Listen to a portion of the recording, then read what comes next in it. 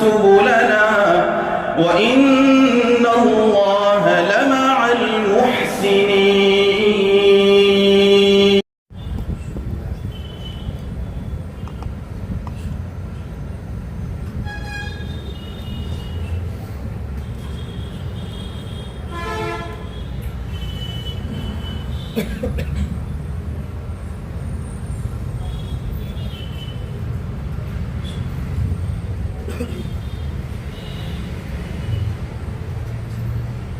الحمد لله وكفى وسلام على عباده الذين اصطفى أما بعد. أعوذ بالله من الشيطان الرجيم. بسم الله الرحمن الرحيم. وإذ اعتزلتموهم وما يعبدون إلا الله فأووا إلى الكهف ينشر لكم ربكم من رحمته ويهيئ لكم من أمركم مرفقا وترى الشمس إذا طلعت تزاور عن كفهم ذات اليمين وإذا غربت تقرضهم ذات الشمال وهم في فجوة منه ذلك من آيات الله من يهد الله فهو المهتد ومن يضلل فلن تجد له وليا مرشدا. میرا محترم بھائیوں اور دوستوں، قرآن کریم کے 15ویں پارے کی یہ سورت ہے سورہ کہف، جس کی تفسیر چل رہی ہے، اور اس سورت کا دوسرا رکوع اس کی تفسیر جاری ہے.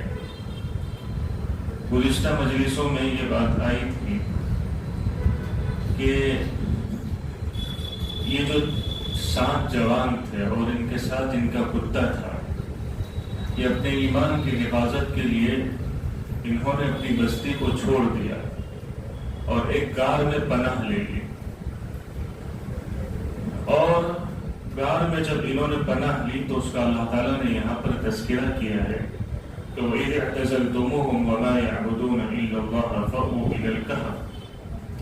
جب یہ جوان اپنی بستی سے علیحدہ ہوئے اور انہوں نے اپنی بستی کو چھوڑ دیا اور ان کو بھی چھوڑ دیا جن کی بستی والے اللہ کو چھوڑ کے عبادت کرتے تھے، یعنی سب سے لا تعلق ہو گئے، قریب رہیں گے فتنے کا شکار ہو جائیں گے، اس لیے چھوڑ دیا. پھر انہوں نے ایک غار میں پناہ لی اور ایک کہنے والے نے یوں کہا ان 6 یا 7 میں يَنْشُرْ لَكُمْ رَبُّكُمْ مِنْ رَحْمَتِهِ. جو بستی سے نکلتے ہوئے تم لوگوں نے دعا کی تھی. کیا دعا کی تھی؟ اس کا پہلے رکوع میں تذکرہ تھا کہ ربنا آتنا من لدنک رحمہ وہیئ لنا من امرنا رشدا. یہ انہوں نے دعا کی تھی. اب کہنے والا اس کا نتیجہ بتا رہا ہے کہ جو تم نے دعا کی تھی اب انشاءاللہ اس کا نتیجہ ضرور ظاہر ہوگا. کیا دعا کی تھی؟ اے اللہ تو ہمیں اپنے پاس سے خصوصی رحمت عطا کر اور ہمارے کاموں میں بھلائی پیدا کر دے، ہمارے کاموں کو آسان کر دے. اب جب وہ غار میں پناہ لے لی تو کہنے والا اپنے ساتھیوں کو وہ دعا یاد دلا رہا ہے کہ تم اللہ سے مانگ کر نکلے تھے، اب اس کا ثمرہ اور اس کا نتیجہ ضرور نکلے گا. يَنْشُرْ لَكُمْ رَبُّكُمْ مِنْ رَحْمَتِهِ وَيُهَيِّئْ لَكُمْ مِنْ أَمْرِكُمْ مِرْفَقًا. تمہارا پروردگار تم پر اپنے خصوصی رحمتیں نازل کرے گا اور تمہارے کاموں کو وہ آسان کر دے گا، تمہارے کاموں میں بھلائی پیدا کر دے گا. کیا معلوم ہوا؟ ہمیں اس سے کیا سبق ملا؟ ہمیں اس سے سبق ملا کہ ایمان والا ہمیشہ بھروسہ اللہ پر کرتا ہے اور اس کی سب سے بڑی طاقت دعا ہوتی ہے. جو کام دواؤں سے نہیں بنتے وہ دعا سے بنتے ہیں، جو کام حکومتوں سے نہیں بنتے وہ کام دعا سے بنتے ہیں، جو کام تمہاری پہچان اور تمہارے تعلق سے نہیں بنتے وہ کام دعاؤں سے بنتے ہیں. بندہ جب تک اللہ سے اپنا تعلق مضبوط رکھے گا اللہ کی مدد اس کے ساتھ رکھے گا. انہوں نے اللہ سے امیدیں وابستہ رکھی. ان 6 جوانوں نے نکلتے ہوئے دعا کی اور اپنے جب غار میں جب انہوں نے پناہ لی اپنے ساتھیوں کو وہ دعا یاد دلائی کہ دیکھو تم دعا کر کے نکلے تھے، اب اللہ تمہاری دعا ضائع نہیں کرے گا. يَنْشُرْ لَكُمْ رَبُّكُمْ مِنْ رَحْمَتِهِ. تم پر اپنی رحمت کو پھیلا دے گا اور وَيُهَيِّئْ لَكُمْ مِنْ أَمْرِكُمْ مِرْفَقًا. تمہارے کاموں کو وہ آسان کر دے گا. کیا کر دے گا؟ تو بھروسہ اللہ کی ذات پر. کس پر؟ یہی ہم کو اس واقعے سے سبق ملتا ہے کہ ایک تو یہ ہے کہ ہمیں اپنے ایمان کی فکر کرنی ہے، جیسے گزشتہ میں نے ساری باتیں بتائی تھی، اور اس دعا سے یہ ہمیں معلوم چلتا ہے کہ آدمی بڑی سے بڑی مصیبت میں کیوں نہ پھنس جائے لیکن ہمیشہ اس کی نظر اللہ کی ذات پر ہو۔ یہ کتنے خطرناک مصیبت میں پھنسے تھے، بستی چھوڑ دی، کوئی معمولی مصیبت نہیں تھی، اور بادشاہ ان کے در پہ تھا کہ ان کو کیسے بت پرستی میں مبتلا کرنا ہے، ان کو کیسے مجبور کرنا ہے، ان کو کیسے، اور اگر یہ اپنے سابقہ دین کو، اپنے باپ دادا کے دین کو چھوڑ دیتے ہیں تو ان کو سزا دینی ہے۔ بڑی مصیبت تھی ان کے سامنے، لیکن نظر اٹھائی کس پر؟ اللہ سے دعا مانگ کر نکلے، اور پھر بعد میں جب غار میں پہنچے اپنے ساتھیوں کو وہی دعا یاد دلائی۔ ایمان والے کی نظر ہمیشہ اللہ کی ذات پر ہوتی ہے۔ ایک بات یاد رکھنا کہ ایک ہوتی ہے مومن کی نظر، ایک ہوتی ہے کافر کی نظر۔ ایک زندگی گزارنے کا طریقہ مومن کا ہے، ایک زندگی گزارنے کا طریقہ کافر کا ہے۔ مومن کی نظر ہمیشہ خبر پر ہوتی ہے، اور کافر کی نظر ہمیشہ نظر پر ہوتی ہے۔ کیا مطلب اس کا؟ مومن کی نظر ہمیشہ غیب پر ہوتی ہے، اور کافر کی نظر ہمیشہ مشاہدے پر ہوتی ہے۔ وہ جو دیکھتا ہے اس کو مانتا ہے، وہ بن دیکھے کسی چیز کو نہیں مانے گا، اور مومن مانے گا ہی بن دیکھے کو۔ بھائی دیکھ لیا تو ماننا ہی پڑے گا۔ یہ بات سوچنے سمجھنے کی ہے۔ اصل یقین اور ایمان یہی ہے کہ تم بن دیکھے مانو۔ بھائی دیکھ لیا تو پھر کیا مطلب ماننے نہ ماننے کا؟ وہ تو سامنے ہی ہے، وہ تو تم کو ماننا ہی پڑے گا۔ اسی لیے قرآن کی پہلی آیت ہے، ہم پڑھتے ہیں، پہلا صفحہ اٹھا کے دیکھ لیں، الذین یؤمنون بالغیب۔ مومن کون ہے؟ جو بن دیکھے ہی مانتے ہیں۔ اللہ کو دیکھا نہیں، بہت سارے کبھی انٹرویو ایسے دیکھتے ہیں جیسے کہ وہ مائک لے کے کھڑے ہو جاتے ہیں، تو ایک طرف کافر کھڑا ہوتا ہے، ایک طرف مومن ہوتا ہے، تو وہ ایمان مومن کو سوال کرتا ہے کہاں ہے اللہ؟ دکھتا تو ہے نہیں۔ بھائی اللہ اگر نظر آ جائے تو تم کو بھی ماننا پڑے گا، اور پھر دنیا کا مقصد ہی فوت ہو جائے گا، پھر دنیا کا امتحان ہی باقی نہ رہے گا، پھر نہ جنت کا کوئی مطلب، نہ جہنم کا کوئی مطلب، نہ آخرت کا کوئی مطلب، کہ خدا تو نظر آ گیا۔ سمجھے میری بات آپ؟ ایمان اور امتحان یہی ہے کہ تم بن دیکھے مانو، تم مانتے ہو کہ نہیں مانتے، اس پر جنت و جہنم کا فیصلہ ہوگا۔ یہی تو ہے اصل۔ تو ہمیشہ مومن کی نظر جو ہوتی ہے وہ غیب پر، ان کی نظر ہمیشہ غیب پر تھی۔ اصحاب کہف کی نظر کس پر تھی؟ غیب پر تھی، اللہ پر۔ اور کافر کی نظر ہمیشہ مشاہدے پر ہوتی ہے۔ میں آپ کو اس کو اور کھول کے سمجھاتا ہوں، چاہے اس بات سے اس کا تعلق تھوڑا کم ہے لیکن ہے۔ مومن کی نظر غیب پر ہوتی ہے، کافر کی نظر مشاہدے پر ہوتی ہے۔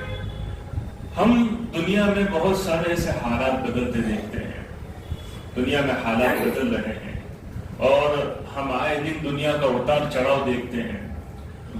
ایک جس کی نظر اللہ پر اور غیب پر نہیں ہوتی ہے، اس کا دیکھنے کا نظریہ کچھ اور ہوتا ہے، اور جس کی نظر اللہ پر ہوتی ہے اس کا نظریہ کچھ اور ہوتا ہے۔ دنیا میں بارش کی کمی ہو گئی، جس کی نظر مشاہدے پر ہے وہ کیا کہے گا کہ بارش کمی ہوئی اس لیے کہ بھائی کلائمیٹ ایسے چینج ہوا، ایٹموسفیئر میں یہ ہوا، بنانا یہ ہوا، اور اس کی وجہ سے قحط آ گیا، اناج نکلنا کم ہو گیا، اس وجہ سے کہ بارش کم ہوئی اس لیے کہ یہ ہوا وہ ہوا۔ لیکن مومن کو کیا نظر سکھائی گئی؟ آپ سمجھنا اس بات کو۔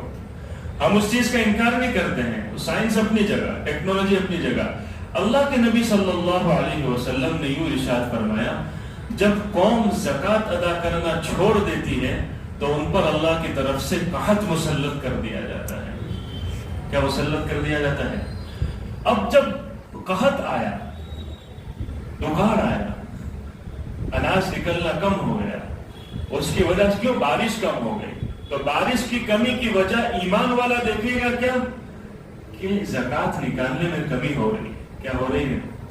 جب سارے لوگ اپنی اپنی زکوٰۃ نکالنا شروع کر دیں گے اور پوری نکالیں گے، اللہ اس دنیا کے نظام کو صحیح کر دے گا۔ بارش وقت پر اترے گی اور نہ کم ہوگی نہ زیادہ۔ بھائی کم ہو تو بھی خطرہ ہے کہ وقت پر اناج نہیں نکلے گا، زیادہ ہو تو بھی خطرہ ہے۔ جیسے نومبر میں بارش ہوتی ہے، کبھی دسمبر میں بھی ہو جاتی ہے، اور کبھی ہم دیکھتے ہیں ماؤٹھا جس کو کہتے ہیں کہ وہ فیبروری میں بھی ہو جاتا ہے. اس کی وجہ سے ٹنوں من اناج کا نقصان ہوتا ہے، اور مارکیٹ میں اناج کے بھاؤ بڑھ جاتے ہیں، غلے کے بھاؤ بڑھ جاتے ہیں، پھر پیاز 10 کی 100 ہو جاتی ہے، 150 ہو جاتی ہے، 200 تک پہنچ جاتی ہے. کیا ہو گیا یہ بات؟ ایک مومن کی نظر جاتی ہے اس پر کہ ہمیں شریعت اور ہماری خبر یہ بتاتی ہے، ہمیں غیب یہ بتاتا ہے کہ یہ چیز آئی اس لیے ہے کہ یہ تم نے یہ کیا تو یہ ہوا. زکات نکالنے میں کمی آ گئی، مارکیٹ میں بھاؤ بڑھ گئے اناج اور غلے کے.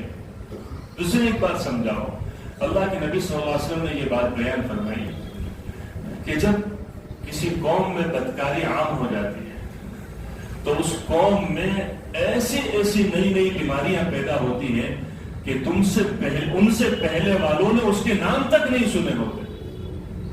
جس قوم میں بدکاری عام ہو جاتی ہے اس قوم میں ایسی ایسی بیماریاں پیدا ہوتی ہے کہ ان سے پہلے والوں نے اس بیماری کے نام تک نہیں سنے ہوتے کہ یہ بھی کوئی بیماری ہے. آج آپ دیکھ لیں، جس قوم میں بدکاری عام ہے، بے حیائی عام ہے، جس قوم میں بے حیائی کو فروغ دیا جا رہا ہے، بے حیائی کو پروموٹ کیا جا رہا ہے، آج کیسی کیسی بیماریاں ہمارے یہاں آ رہی ہیں. ہم سے پہلے والوں نے کبھی سنا تھا؟ ہم سے پہلے والوں نے ٹی بی کسی نے سنا تھا؟ کسی نے سنا تھا کورونا؟ کسی نے یہ وائرس، کسی نے پڑھا؟ کتنی بیماری ہم کو شمار نہیں کرنی. ایک بیماری میں آپ کو بتا رہا ہوں، ڈپریشن، اینزائٹی، ٹینشن. ایک عجیب بات میں نبی کتاب میں پڑھی کہ ڈپریشن، اینزائٹی، ٹینشن یہ بھی ایک بیماری ہے. ایک اس سے پہلے ایک بات میں یہ کہوں، شاید آپ کو تھوڑا وہ لگے کہ ڈپریشن، اینزائٹی، ٹینشن یہ ایک ہوا ہے. کیا ہے؟ ڈاکٹروں کو کچھ سمجھ میں نہیں آتا نا کہ اس کو کیا بیماری ہے، تو کہہ دیتے کہ کیا اس کو ڈپریشن ہے. حالانکہ ڈپریشن ہے لیکن 10% لوگوں کو ہوتا ہے، 90% لوگوں کو نہیں ہوتا ہے. ان کے اندر وہ ہوا کر دیا گیا ہے. ان کو اس بات کا دل و دماغ میں بٹھا دیا کہ بیماری سمجھ میں آ رہے تھے، ڈپریشن ہے، اس کو ڈپریشن کا شکار ہو گیا ہے. وہ ایک ہوا ہے. وہ کیا ہے؟ وہ ہوا چلی چلائی بات ہے، اور اس میں بیچارہ مریض جو ہے وہ زندگی بھر اسی میں تڑپتا رہتا ہے اور اس کی دوائیں کھاتا رہتا ہے. تو خیر یہ جو بیماری ہے، یہ میں آپ کو چیلنج کرتا ہوں کہ اردو میں اس بیماری کا کوئی ورڈ بتا دیں. ڈپریشن، اینزائٹی، ٹینشن کا اردو میں کوئی لفظ بتا دیں. کوئی نہیں. میں نے گوگل پہ سرچ کیا، یہاں تک کہ میں نے چیٹ جی پی ٹی کو پوچھا، دوسرے جو AI کے، میں نے کہا ڈپریشن، اینزائٹی، ٹینشن اس کا اردو میں کوئی لفظ ہو تو مجھے بتاؤ. تو اس کا کیا جواب ہے بتائیں؟ مشکل، پریشانی. اب یہ تو ایک عام لفظ ہے، مشکل، پریشانی، مصیبت، یہ تو ایک عام لفظ ہے اور یہ تو خاص بیماری ہے.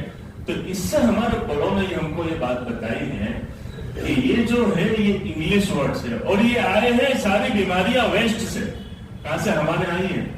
ہمارے اسلاف اور ہمارے بزرگوں میں اس بیماری کا کوئی تذکرہ ہی نہیں تھا، اس لیے اردو میں اس کا کوئی ورڈ اور لفظ ہی نہیں ہے. اردو میں ڈپریشن میں اینزائٹی کا کوئی کیا ہے؟ کوئی ورڈ اور آپ کو لفظ نہیں ملے گا. تو یہ بیماری آئی ہے وہاں سے جہاں بدکاری عام ہے، اور آج مسلمانوں میں بھی یہ بیماری آ رہی ہے. کیوں؟ کہ وہ ان کے راستے میں چل رہے ہیں. اس کے راستے میں ویسٹرن کلچر انہوں نے اپنا لیا ہے، وہاں سے چیزیں یہاں آ رہی ہیں، ان کا والا طریقہ اپنا رہے ہیں، تو یہ چیزیں، یہ بیماریاں مسلمانوں میں آ رہی ہیں. ورنہ یہ بیماری کوئی ہے ہی نہیں. ہمارے بزرگوں کے یہاں یہ لفظ ہی نہیں تھا، ہمارے اسلاف میں یہ بیماری کا کوئی تذکرہ ہی نہیں تھا کہ یہ اینزائٹی، ٹینشن، جو آدمی ٹینشن کا شکار ہو جاتا ہے نا، اکثر لوگ آ کے شکایت کرتے ہیں یار عجیب عجیب ٹینشن دل و دماغ پہ آ جاتے ہیں، مر جاؤں گا، کٹ جاؤں گا، ختم ہو جاؤں گا، گر جاؤں گا، بچے کو یہ ہو جائے گا، بیوی کو یہ ہو جائے گا، اور پتہ نہیں دکان کا یہ ہو جائے گا، اور دل دماغ بس ٹینشن میں اور پریشانی میں گھومتا پھرتا رہتا ہے. یہ کیوں ہو رہا ہے سارا؟ ڈاکٹر کے پاس جائیں گے وہ آپ کو مشاہدے کہ آپ یہ کرتے ہیں وہ کرتے ہیں. بھائی اس کے پیچھے اللہ کے نبی صلی اللہ علیہ وسلم نے اصل وجہ بتائی ہے. گناہ چھوڑ دو. کیا کرو؟ گناہ چھوڑ دو. وہ گناہ جس سے اللہ ناراض ہوتا ہے، وہ گناہ جس سے بیماریاں آتی ہیں، وہ گناہ چھوڑ دو. یہ ساری چیزیں ختم ہو جائے گی. بھروسہ اللہ کی ذات پر رکھو. تو خیر یہ بات یہاں پہ ہم کو یہ سبق ملتا ہے کہ ان جوانوں نے کس پر بھروسہ کیا؟ اللہ پر. ان کی نظر غیب پر تھی. ان کی نظر کس پر؟ ہمیں بھی نظر رکھنی ہے غیب پر, خبر پر, اس پر نظر رکھنی ہے جو باتیں اللہ کے نبی صلی اللہ علیہ وسلم نے ہم کو بتائی ہے. اللہ کے نبی صلی اللہ علیہ وسلم کی نظر بھی ہمیشہ غیب پر تھی. جب آپ کو مکہ سے نکالا گیا اس موقع پر اللہ تعالیٰ نے یہ آیت نازل فرمائی ان الذی فرض علیک القرآن لرادک الی معاد. کیا مطلب اس کا؟ ہم جو حج اور عمرے پہ جاتے ہیں جب واپسی پر اس آیت کو پڑھتے ہیں کعبۃ اللہ کی طرف نظر کرتے ہوئے ان الذی فرض علیک القرآن لرادک الی معاد. کیا مطلب اس کا؟ اللہ یہ کہنا ہے اپنے نبی سے کہ وہ اللہ وہ ہے کہ جس نے آپ پر قرآن نازل کیا اور وہ اللہ آپ کو اس مکہ کی طرف دوبارہ ضرور لوٹائے گا. اب کوئی آدمی یقین کر سکتا ہے 13 سال تک کتنا ستایا, صحابہ کرام کو مارا, گھسیٹا, پیٹا, کتنی تکلیفیں پہنچائی, یہاں تک کہ آپ کو ایسا مجبور کر دیا, آپ کے قتل کے در پہ ہو گئے کہ آپ کو بستی چھوڑنی پڑی, مکہ چھوڑنا پڑا. اور کوئی یقین کر سکتا ہے کہ آپ دوبارہ یہاں آئیں گے اور آئیں گے نہیں, آپ یہاں راج کریں گے؟ کوئی سوچ سکتا تھا اس موقع پر؟ کیا کوئی آدمی سوچ سکتا تھا؟ کسی کی نظر بھی جا سکتی تھی وہاں کہ جس نبی کو نکالا جا رہا ہے, جس صحابہ کو نکالا جا رہا ہے مکہ سے, وہ برسوں برس بعد نہیں, 50 برس بعد نہیں, چند 8 برس کے بعد, گنتی کے 8 برس کے 8 بھی پورے نہیں, گنتی کے 8 برس کے بعد وہ مکہ میں آئیں گے, صرف نہیں اس مکہ پر راج کریں گے اور فاتحہ میں شان کے ساتھ داخل ہوں. اللہ کے نبی صلی اللہ علیہ وسلم کو اس موقع پر بہت تکلیف ہوئی. مجھے میرے گھر سے نکالا گیا, میرے پیاروں سے, میرے رشتہ داروں سے, میرے محبوبوں سے مجھے دور, سب سے بڑی بات کہ مجھے بیت اللہ سے دور کیا گیا. کوئی معمولی بات ہے بیت اللہ؟ ہم کبھی 15 دن یا حج میں جانے والے مہینہ 40 دن وہاں گزارتے ہیں, بیت اللہ سے کتنا اٹیچمنٹ ہو جاتا ہے کہ نہیں ہو جاتا؟ ایک اٹیچمنٹ ہو جاتا ہے, اس کو چھوڑنے کا جی نہیں چاہتا. اور آدمی چھوڑتا ہے تو آنسوؤں کے ساتھ چھوڑتا ہے اور ایک تڑپ کے ساتھ چھوڑتا ہے. اور نبی کی زندگی 53 سالہ وہاں گزری تھی اور پھر ان کو بیت اللہ چھوڑنے پر مجبور کیا گیا. تو وہ اندر کوئی معمولی جذبات نہیں تھے, وہ کوئی معمولی ٹھیس نہیں پہنچی تھی, لیکن نظر کہاں تھی؟ اللہ نے کہہ دیا ان الذی فرض علیک القرآن لرادک. یہ نبی غم نہ کریں, ہم آپ کو یہاں واپس ضرور لوٹائیں گے. تو نظر کس پر رکھی؟ اللہ پر, بھروسہ اللہ پر کہ اللہ نے وہ 8 سال میں پورا تختہ پلٹ دیا اور پورے نقشہ بدل دیا. یہی جوانوں کے ساتھ ہوا کہ انہوں نے نظر اللہ کی ذات پر رکھی. چاہے اللہ ہم سب کی حفاظت فرمائے, لیکن کبھی خدا نہ خواستہ کیسے بھی حالات کیوں نہ آ جائے, نظر اللہ کی ذات پر کہ حالات بدلنے والا اللہ ہے. کون ہے؟ اللہ ہے. ذلت کے نقشوں میں عزت دینے والا اللہ ہے. بیماری کے نقشوں میں اللہ مجھے تندرستی دینے والا اللہ ہے. مجھے غریبی کے نقشوں میں مالداری تک پہنچانے والا اللہ ہے. میرے کام بگڑ رہے اس کو بنانے تک پہنچانے والا اللہ ہے. وہ بھروسہ اللہ کی ذات پر ہو تو اللہ نے جیسے وہ اللہ کے نبی صلی اللہ علیہ وسلم کے حالات بدلے, جیسے ان اصحاب کہف کے حالات بدلے, ان کو صلح دیا, اللہ سے مانگ کر سوئے, 309 سال تک صلح دیا, اور جب یہ اٹھ کر جاگے تھے تو اللہ نے نقشہ بدل دیا. وہ بادشاہ کی بادشاہت ختم ہو گئی, قوم بت پرستی ساری توحید پرست بن گئی. تو خیر یہ یہاں اللہ تعالیٰ نے یہ بات ارشاد فرمائی ہے ینصر لکم ربکم بالرحمۃ ویہیئ لکم من امرکم مرفقا. اللہ نے ان کے کام کو آسان کر دیا. وتری الشمس اذا طلعت تزاور عن کہفہم ذات الیمین واذا غربت تقرضهم ذات الشمال وهم فی فجوۃ منہ. اس آیت میں اللہ تعالیٰ نے وہ غار کا نقشہ کھینچا ہے کہ جو غار, جس غار میں وہ لوگ آرام کر رہے تھے, وہ غار کیسی تھی.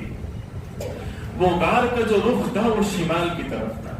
شمال یعنی نارتھ, اور جنوب یعنی ساؤتھ, اور مشرق یعنی ایسٹ, اور مغرب یعنی ویسٹ. تو اس کا جو رخ تھا وہ شمال کی طرف تھا. اب اللہ تعالیٰ نے یہ بات ارشاد فرمائی یہاں پر کہ جب سورج نکلتا تھا تو اللہ نے یہ بات جو ہے وہ اپنے قدرت کاملہ سے ایسی طے کر دی کہ ان کو ایسی غار میں پہنچا دیا کہ سورج جب نکلے تو نکلنے کے بعد اس کی روشنی ان پر نہ پڑے, اور جب اس طرف آئے ڈوبنے کے لیے آئے تو بھی ان کی روشنی ان پر نہ پڑے, تاکہ ان کی نیند میں کوئی خلل پیدا نہ ہو. اب جب سورج نکلتا تھا تو کترا کر ان سے نکل جاتا تھا, اور جب ڈوبتا تھا تو ایک طرف سے کترا کر ان سے کیا ہو جاتا تھا؟ ڈوب جاتا تھا. اور اللہ تعالیٰ نے ایسا انتظام کر دیا کہ ڈائریکٹ روشنی ان پر نہیں پڑتی تھی لیکن ہلکی سی روشنی وہاں رہتی تھی. ہلکی سی روشنی کیا ہے؟ اور یہ اللہ نے اپنی قدرت کاملہ سمجھا. اللہ جب کسی کی حفاظت کرتا ہے تو اس کے لیے پہلے سے ایسے اسباب مہیا کر دیتا ہے. کیا کر دیتا ہے؟